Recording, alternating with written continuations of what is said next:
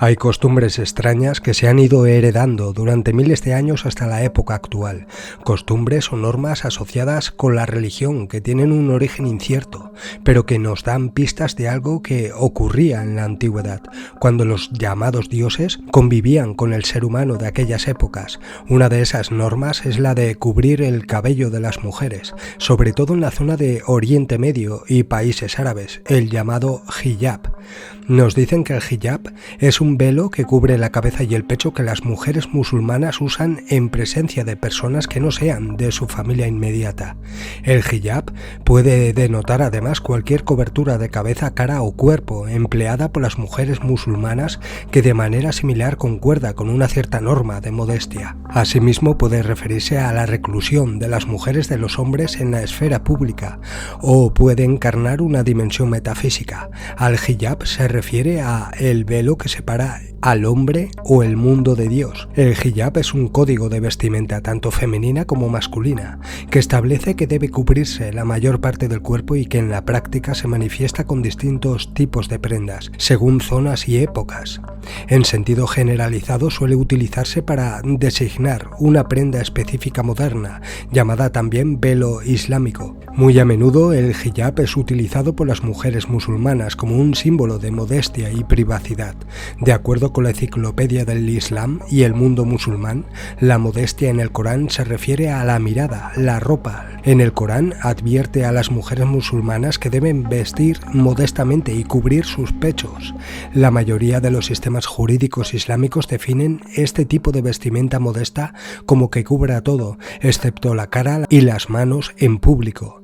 Estas directrices se encuentran en los textos de fiqh y hadices, desarrollados después de la revelación del Corán, pero según algunos se derivan de los aleyas sobre el hijab en el Corán. El Corán ordena hijab tanto para hombres y mujeres. La palabra hijab no significa pañuelo de cabeza, sino cobertura. El Corán dice decirle a los hombres creyentes que bajen la mirada en presencia de las mujeres, esto es mejor para ellos. Y para las mujeres, di a las creyentes que pongan su jumur sobre sus pechos. La palabra jumur a menudo se omite cuando se hace referencia a la cita, y la palabra es la palabra real empleada en el Corán, que significa un velo utilizado por una mujer para cubrir la cabeza. Pero, ¿esto es así realmente o qué hay detrás de todo esto? Veamos lo que dice Mauro Biglino en una de sus conferencias. Gustaba a ellos. Tanto es así, que esto lo menciona inclusive Pablo. Espérenme un minutito que les busco lo que dice Pablo. Por esta razón, la mujer debe tener sobre su cabeza un signo de sujeción a causa de los ángeles. 1 Corintios 11:10. Es decir, todos nosotros decimos que las mujeres se cubren la cabeza por respeto a Dios. Nada que ver. Es a causa, es decir, para frenar a los ángeles. Porque a esos sujetos los excitaban sexualmente las muchachas con el cabello largo.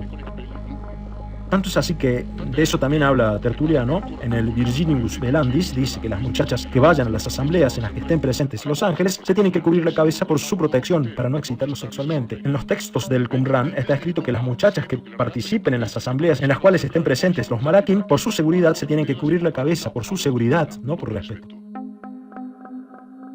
Es decir, nosotros creamos perros que tienen la cola como un pompón, las patas cortitas, el hocico más largo, más corto, etc. Estos sujetos dejaron el pelo en la cabeza porque les gustaba a ellos. El resto del pelo fue anulado. La naturaleza nunca hubiera hecho algo así. O lo hubiera anulado del todo, o lo dejaba como estaba, es decir, todos peludos. Hay otro animal que tiene el pelo que crece hasta el infinito, es la oveja. Y la oveja, según la paleogenética, es uno de los animales creados artificialmente. Tanto es así que todos los ovinos que viven en estado salvaje no tienen pelo que crece infinitamente. En cambio la oveja sí, y si no se la esquila, y se la esquila para usar la lana. Las cabras montesas no. Ningún animal, ni siquiera esos que viven en lugares fríos, el pelo les crece sin parar a ninguno. Nosotros tenemos, bueno, yo no. Ustedes tienen en la cabeza algo que les crece sin fin, que es algo que en la naturaleza no ocurre. Y acá se dice que acá, a causa de cúbranse la cabeza. Allá también dice cúbranse bien la cabeza, porque a estos muchachos no se andan con vueltas. Eso los excita sexualmente. Así que hicieron las cosas que les gustaban. Así que sacaron el pelo que no les gustaba y dejaron el pelo que les gustaba. somos animales de criadero.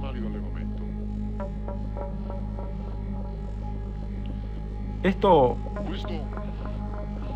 yo entiendo que puede ser, resumiendo desde un cierto punto de vista, un poco decepcionante, pero según mi opinión es fascinante porque ayuda un poco a comprender qué es lo que somos, pero si eso no es suficiente, es decir, no trabajaron solamente sobre nosotros. No trabajaron solamente sobre nosotros. Y acaso 2014, un monstruo llamado trigo. Ahora bien, todos sabemos que en lo que respecta al hemisferio del planeta en el que estamos, el trigo ha alimentado a través de la historia a millones de personas, porque tiene toda una serie de, también porque agrego nutre fácilmente, porque es muy manejable y sobre todo porque es almacenable y conservable. Ahora bien, ¿qué es lo que dice la genética oficial sobre el trigo? Se dice que ocurrió un evento genético que no podría haberse producido jamás. ¿Y qué más? El componente selvático del Triticum urartu, es decir, una especie de trigo selvático, fusionó su genoma completo con el de otra graminácea y nació una nueva especie selvática que contenía todos los genes de ambos donadores. Y este suceso naturalmente no puede ocurrir. Es decir, si sucede casualmente esta fusión, el individuo se muere. El Triticum del cual todo se originó es verdadera y apropiadamente así lo definen acá, monstruo genético. No puede existir. Y atención, hace unos 8.000 o 9.000 años atrás, en la región que va desde la actual Armenia al suroeste del mar Caspio, exactamente donde se encuentra el Gan Eden bíblico, tuvo lugar un segundo evento genético, entre comillas, imposible. Otra fusión, y no termina acá. Pero seguido, una serie de modificaciones genéticas posteriores crearon el Triticum stivum, que es el trigo con el que hacemos el pan, etc. O sea, el alimento que acá entre nosotros, en esta parte, en este hemisferio del planeta, alimentó a través de la historia a millones de personas, apareció debido a una serie de eventos imposibles. Pero ocurrieron.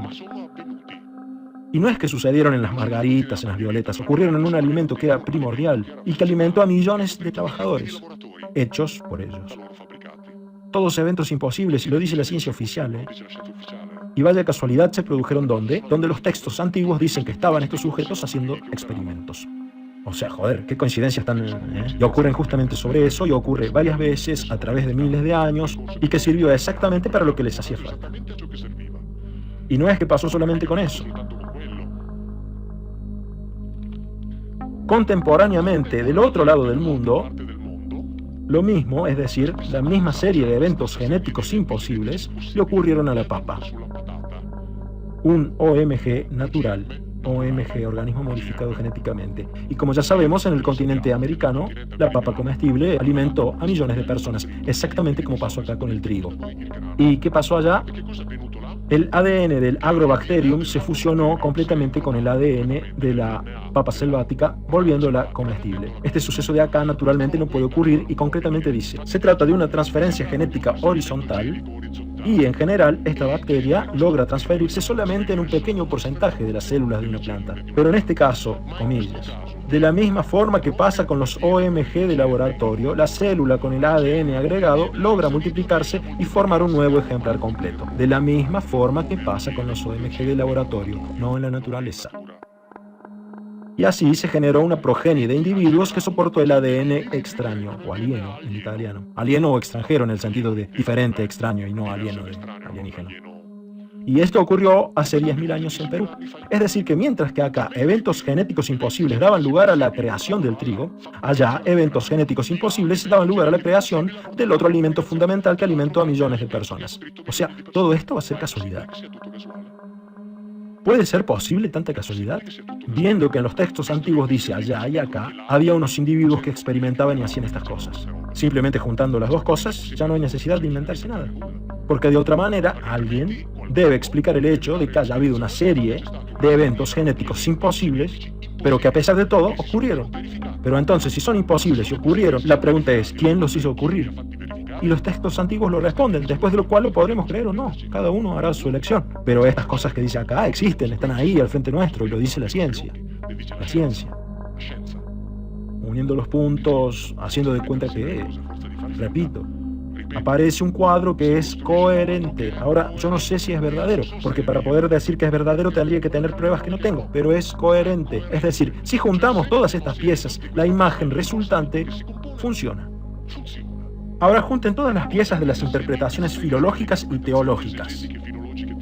Pónganlas juntas, leyendo las que salen en la Biblia y las que digo yo, y después decidan ustedes si funcionan o no. Háganlo autónomamente. Pongan juntas este grupo de piezas y pongan juntas ese otro grupo de piezas, porque lo único que importa es eso que piensan ustedes. Porque no hablo de reemplazar una verdad con otra verdad. No, para nada.